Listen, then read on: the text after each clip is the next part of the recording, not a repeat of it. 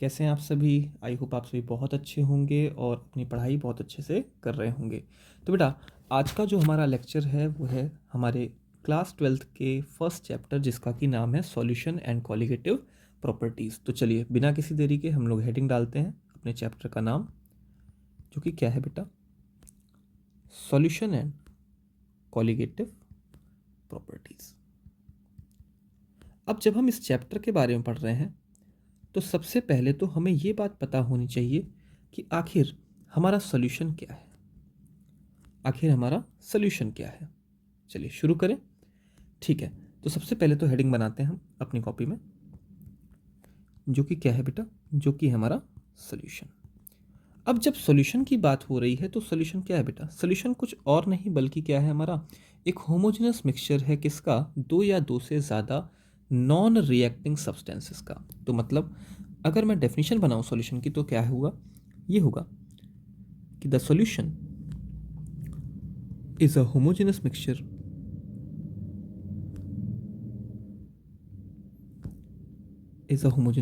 Mixture of two or more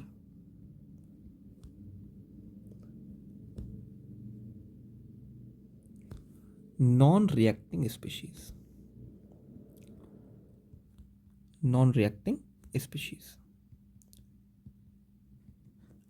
अब अगर बात करें हम यहाँ पे, तो एक टर्म हमारे पास निकल के आ रहा है, दैट इज कॉल्ड होमोजेनस। एक टर्म हमारे पास निकल के आ रहा है, that is called homogeneous mixture.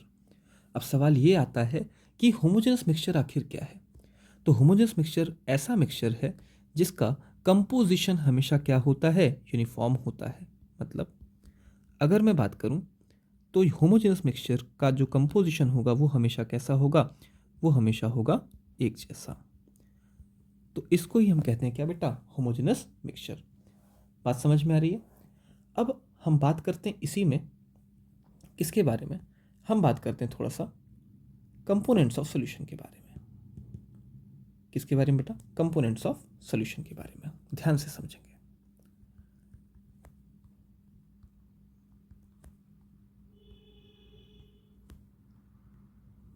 Components of solution के बारे में थोड़ी सी बात हम यहाँ पे करते हैं।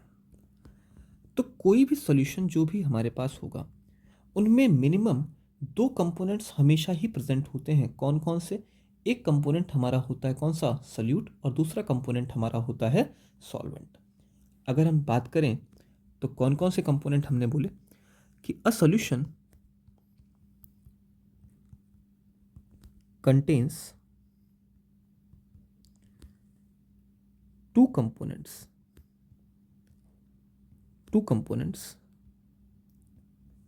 क्लियर? कौन कौन से बेटा? ध्यान से सुनिएगा। तो कोई भी सॉल्यूशन हमेशा अपने पास में मिनिमम दो कंपोनेंट्स तो रखता ही रखता है। कौन कौन से? पहला कंपोनेंट हमारे पास है कौन सा बेटा?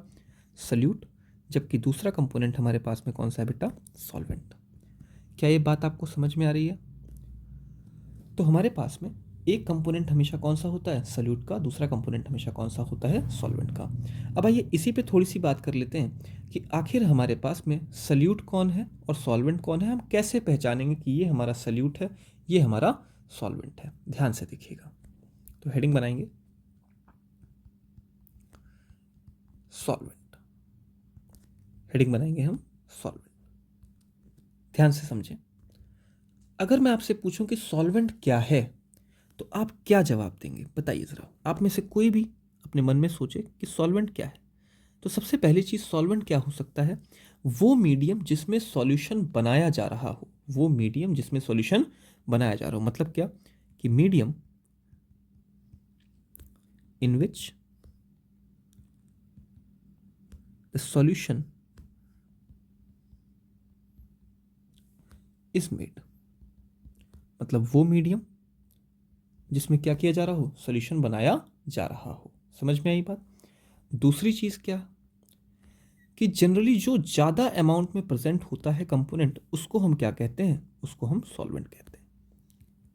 Generally present in more amount.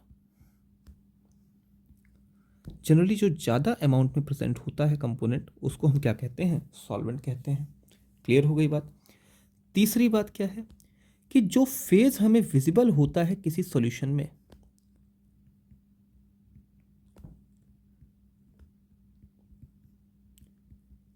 उसको भी हम क्या कहते हैं, उसको भी हम सॉल्वेंट कहते हैं। या अगर हम और थोड़ा सा डिटेल में बात करें तो चौथी चीज़ भी एक निकल के आती है। क्या चीज़ बेटा? जो कि है कि फिजिकल स्टेट ऑफ सॉल्यूशन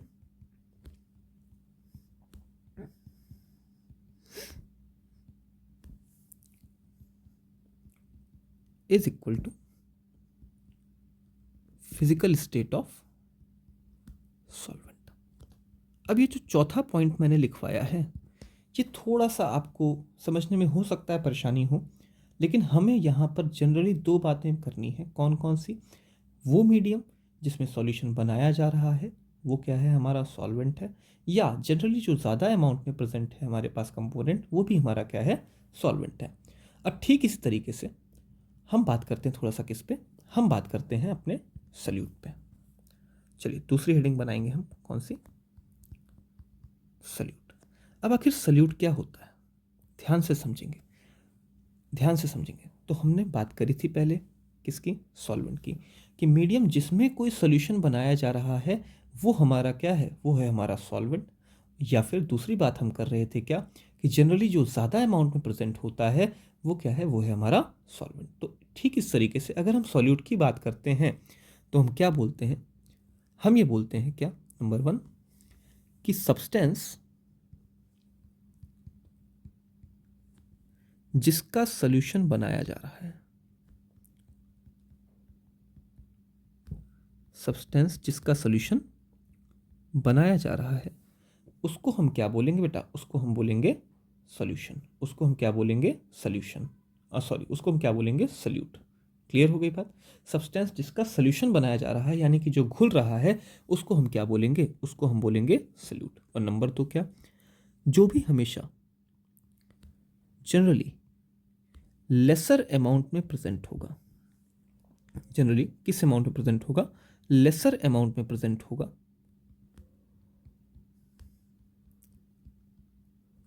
उसको हम क्या बोलेंगे बेटा, उसको हम बोलेंगे कि वो हमारा क्या है, सल्यूट है। बात समझ में आ गई कि नहीं? और ये दोनों चीज़ें जो जनरली मैंने एक टर्म यूज़ किया है कि generally present in more amount, generally present in lesser amount, ये दोनों चीज़ें किससे डिराइव होंगी बेटा, ये दोनों चीज़ें हमेशा डिराइव होंगी उसके नंबर ऑफ मोल्स से।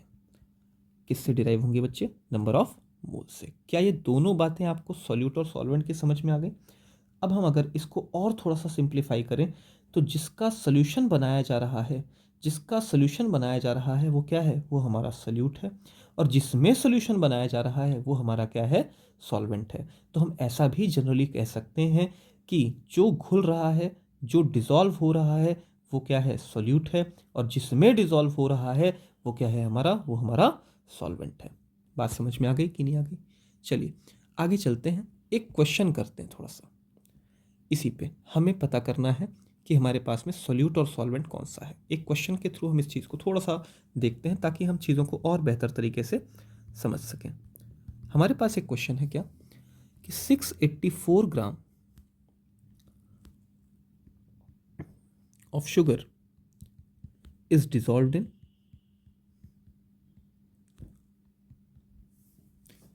180 ग्राम ऑफ वाटर,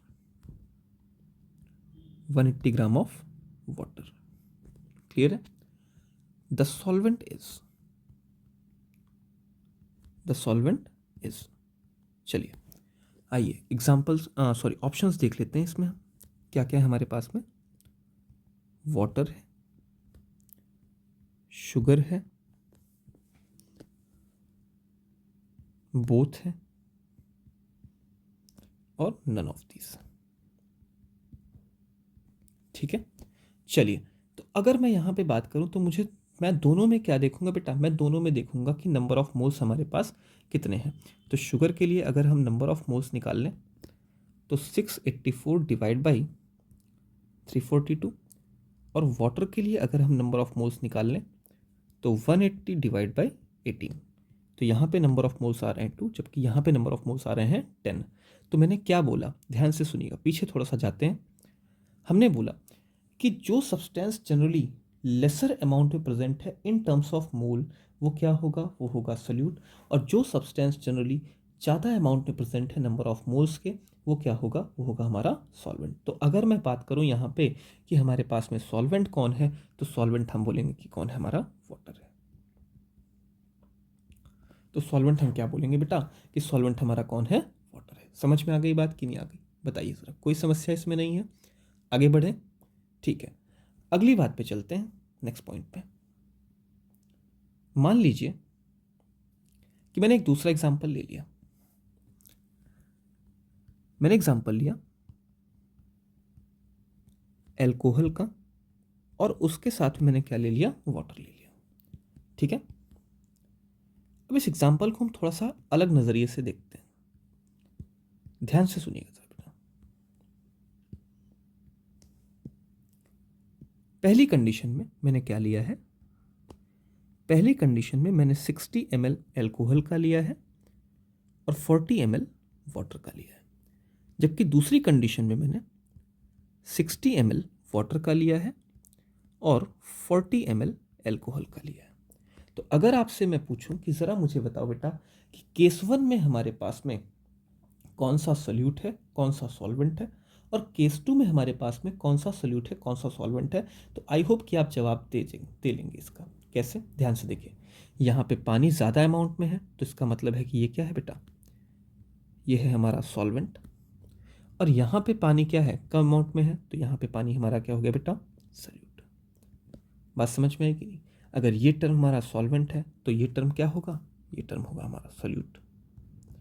क्लियर हो गई बात। और अगर ये टर्म हमारा सोल्यूट है तो ये टर्म हमारा क्या होगा, सॉल्वेंट। कोई समस्या इस बात में आई थिंक नहीं होगी। तो अब जो हम ये बात जनरली कर रहे थे कि generally present in lesser amount, generally present in greater amount, ये बात कब तक वैलिड है, ये बात तब तक ही वैलिड है जब तक क्या है, जब तक हमारे पास दोनों सॉल्यूशन में सॉल्यूट और सॉल्वेंट की फिजिकल स्टेट क्या है, सेम है। अगर फिजिकल स्टेट डिफरेंट होगी तो हम नंबर ऑफ मोल्स से क्या निकालेंगे, हम नंबर ऑफ मोल्स से सॉल्यूट और सॉल्वेंट को निकालेंगे। समझ में आ गई बात कि नहीं। आइए अगले पॉइंट पर हम चलते हैं। तो अगली जो बातें हमारे पास में है, आई थिंक आपको ये ऊपर की पूरी बातें समझ में आ चुकी हैं या नहीं आ चुकी हैं, ठीक है। तो नेक्स्ट हम थर्ड पॉइंट में चलते हैं, अपने अगली बात पे चलते हैं, जो कि क्या है बेटा, जो कि है हमारा टाइप्स ऑफ सॉल्यूशन, कि हम कितने तरीके के सॉल्यूशन को देखते हैं या हमारे पास कितने तरीके के सॉल्यूशन होते हैं। ध्यान से सुनिएगा सभी लोग, चलिए आगे बढ़ें। ठीक है, तो अगर मैं सॉल्यूशन की बात कर रहा हूं तो सॉल्यूशन को मैं बहुत तरीके से देख सकता हूं, अलग अलग नज़रिए से देख सकता हूं सॉल्यूशन को। और मैं बात करने जा रहा हूं नंबर 1, किसके बिहाफ पे, नंबर 1, ध्यान से देखेंगे सभी लोग, on the basis of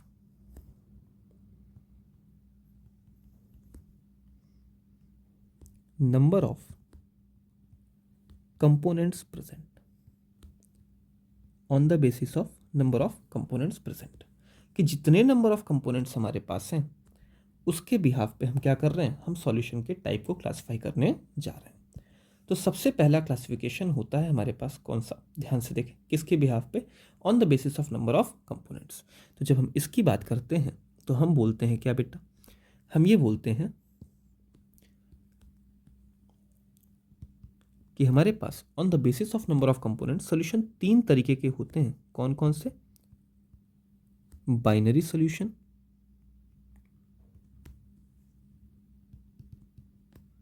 ternary solution और क्वाटेनरी सॉल्यूशन।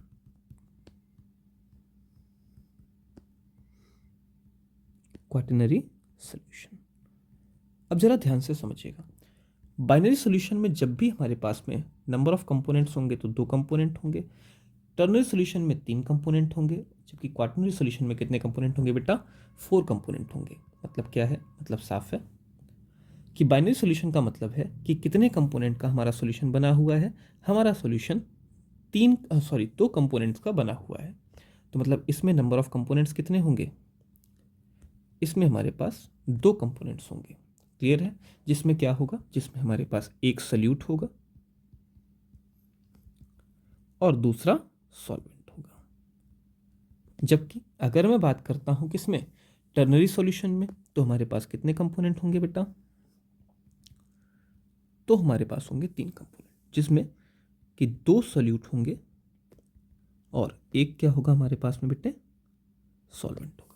और अगर मैं बात करता हूँ क्वाaternary सॉल्यूशन की, तो हमारे पास में कितना कंपोनेंट होगा, यहाँ पे 4 कंपोनेंट होगा, जिसमें कि 3 सॉल्यूट होंगे हमारे पास और एक क्या होगा हमारे पास बेटे, एक हमारे पास में सॉल्वेंट होगा।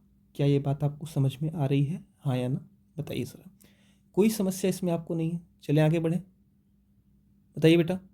ठीक है, नेक्स्ट अगली बात जो हम करने जा रहे हैं सॉल्यूशन की, अगले टाइप को जो हम डिस्कस करने जा रहे हैं, वो हम डिस्कस करेंगे किसके बिहाफ पे,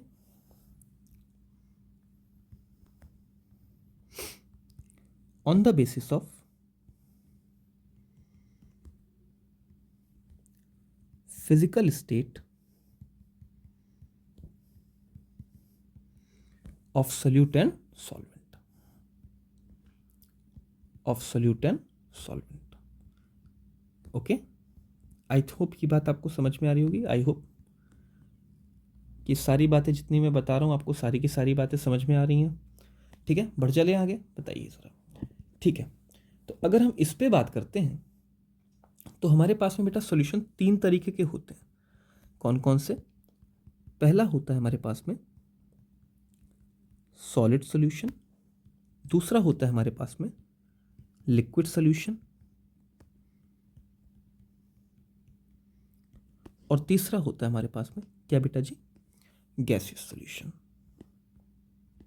ध्यान से समझिएगा, क्लियर हो रही बातें? ठीक है, आइए तो शुरू करते हैं इन तीनों के बारे में थोड़ा सा पढ़ना, कि हमारा सॉलिड सॉल्यूशन क्या होता है, लिक्विड सॉल्यूशन क्या होता है और गैसियस सॉल्यूशन क्या होता है। तो ध्यान से अगर हम बात करें इस पर, ध्यान से देखें, थोड़ा सा ध्यान दें। तो बेटा सॉलिड सॉल्यूशन हमारा क्या है, ध्यान से समझिएगा। सॉलिड सॉल्यूशन हमारा ऐसा सॉल्यूशन है जिसमें कि सॉल्वेंट हमेशा क्या होगा, सॉलिड होगा। सॉल्वेंट इज सॉलिड, मतलब सॉल्वेंट हमने क्या कर दिया, फिक्स कर दिया। ध्यान से समझे, सॉल्वेंट हमने क्या कर दिया बेटे, फिक्स कर दिया। तो क्या हम सॉल्यूट को चेंज कर सकते हैं क्या? यस, एग्जैक्टली हम इस चीज़ को चेंज कर सकते हैं। तो सॉल्वेंट हमेशा क्या है हमारा, सॉलिड है, लेकिन सॉल्यूट हमारा सॉलिड, लिक्विड या गैस कुछ भी हो सकता है। अब ठीक इस तरीके से अगर मैं बात कर रहा हूँ किस चीज़ पे, अगर मैं बात कर रहा हूँ हमारे लिक्विड सोल्यूशन पे, तो मैं क्या बोल सकता हूँ, मैं ये बोल सकता हूँ कि लिक्विड सोल्यूशन में हमारे पास जो भी सॉल्वेंट होगा वो हमेशा क्या होगा, वो हमेशा लिक्विड होगा। जैसे हमने इसमें बोला कि सॉल्वेंट हमेशा क्या होता है, सॉलिड होता है, तो हम लिक्विड सोल्यूशन के लिए क्या बोलेंगे कि solvent is liquid, solvent is liquid. और ठीक इस तरीके से अगर मैं बात करूं कभी गैसेस सोल्यूशन के लिए, तो हम क्या बोलेंगे कि solvent is gas. I hope ये बात आप सभी को समझ में आ रही होगी। तो अगर हमने सॉल्वेंट की फिजिकल स्टेट फिक्स कर दी है, तो क्या हम सॉल्यूट की फिजिकल स्टेट चेंज कर सकते हैं? एग्जैक्टली चेंज कर सकते हैं। तो अगर मैं बात करूं तो सॉलिड सॉल्यूशन में हमारे पास कितने तरीके के सॉल्यूशन बन सकते हैं बेटा? एक जिसमें क्या हो, जिसमें हमारे पास में सॉल्यूट क्या हो, सॉलिड हो, और सॉल्वेंट भी क्या हो, सॉलिड हो। दूसरा क्या बन सकता है कि सॉल्यूट हमारे पास में लिक्विड हो, जबकि सॉल्वेंट हमारे पास में कैसा हो बेटे, सॉलिड हो। और तीसरा क्या बन सकता है, तीसरा ये बन सकता है कि सॉल्यूट हमारे पास में गैस हो और सॉल्वेंट हमारे पास में क्या हो बेटा, सॉलिड हो। अब ठीक अगर इसी तरीके से बात करें तो लिक्विड सॉल्यूशन में भी 3 तरीके के सॉल्यूशन बन सकते हैं। कौन कौन से? एक जिसमें सॉल्वेंट क्या होगा, लिक्विड होगा, लेकिन सॉल्यूट क्या होगा, सॉलिड होगा, पहला। दूसरा क्या बन सकता है बेटा कि लिक्विड ही सॉल्यूट है और लिक्विड ही सॉल्वेंट है। और तीसरा क्या बन सकता है बेटा कि गैस हमारा क्या है, सॉल्यूट है, जबकि लिक्विड हमारा क्या है, सॉल्वेंट है। क्लियर हो गई बात? और अगर मैं ठीक इस तरीके से गैसेस सॉल्यूशन के ऊपर बात करता हूँ, तो मैं क्या बोल सकता हूँ, मैं ये बोल सकता हूँ कि यहाँ पर हमारे पास में जो भी जो सॉल्यूट होगा वो सॉलिड, लिक्विड और गैस में से कुछ भी हो सकता है,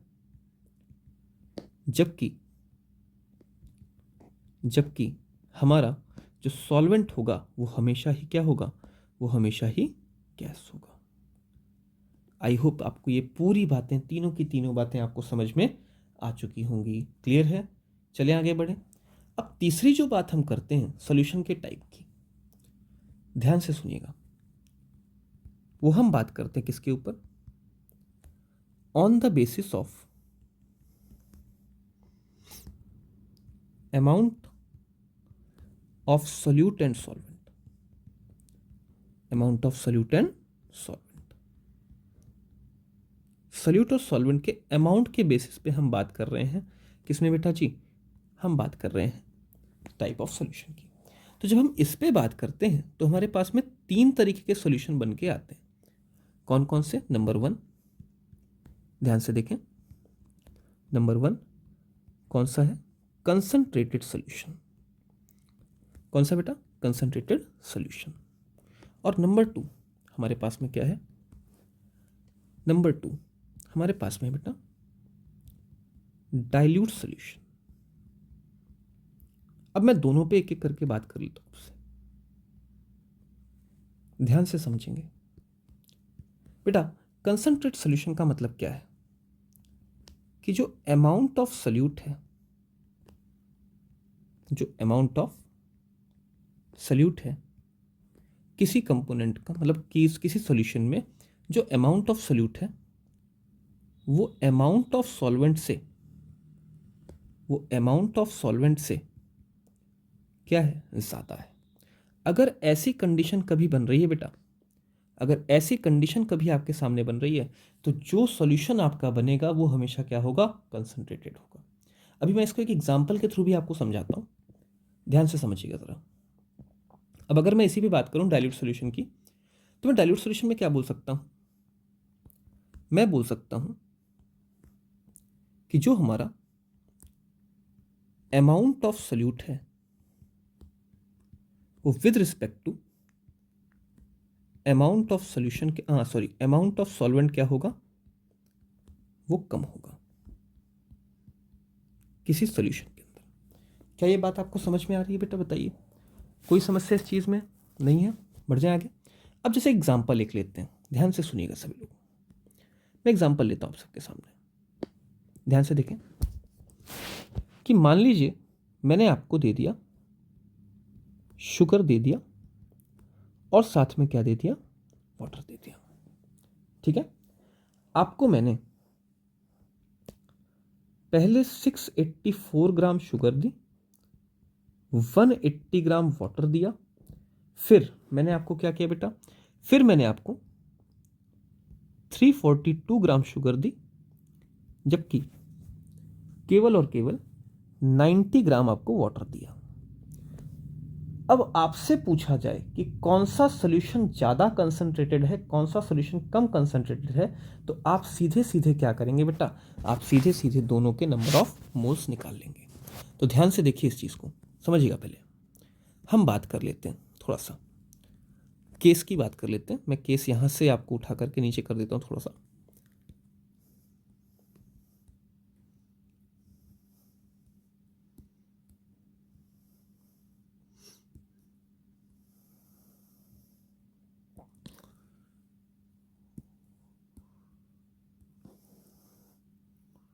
ठीक है, चलिए तो अब यहीं से हम शुरू करते हैं थोड़ा बात को करना, ध्यान से समझें।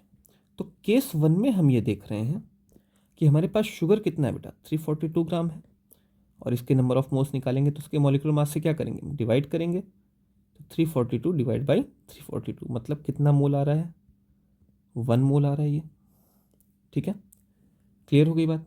या ऐसे भी ना अगर करना चाहे तो और सिंपल तरीका इसका, और सिंपल भी तरीका इसका, ध्यान से सुनिएगा, कि जहाँ पे पानी का अमाउंट क्या है? पानी का अमाउंट कम है और शुगर का अमाउंट ज़्यादा है, लेकिन हाँ ये तो दोनों में ही ज़्यादा है। तो एक काम करते हैं, इसको थोड़ा सा हम इंटरचेंज कर लेते हैं, इसको थोड़ा सा हम इंटरचेंज कर लेते हैं ऐसे।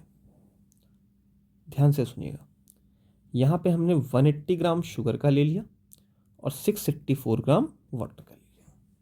तो अगर हम ध्यान दें तो इस पहली कंडीशन में हमारे पास क्या है, पानी का अमाउंट ज़्यादा है विद रिस्पेक्ट टू किसके, शुगर के। तो मतलब ये जो हमारे पास सॉल्यूशन है ये कैसा बनेगा, ये बनेगा डाइल्यूट या कंसनट्रेटेड, ये बनेगा डाइल्यूट। जबकि नीचे वाला सॉल्यूशन कैसा बनेगा बेटा, नीचे वाला सॉल्यूशन बनेगा कंसनट्रेटेड। आई होप ये बात आप सभी को समझ में आ चुकी होगी। तो चलिए आज के लेक्चर में हम इतना ही रखते हैं। बहुत बहुत धन्यवाद।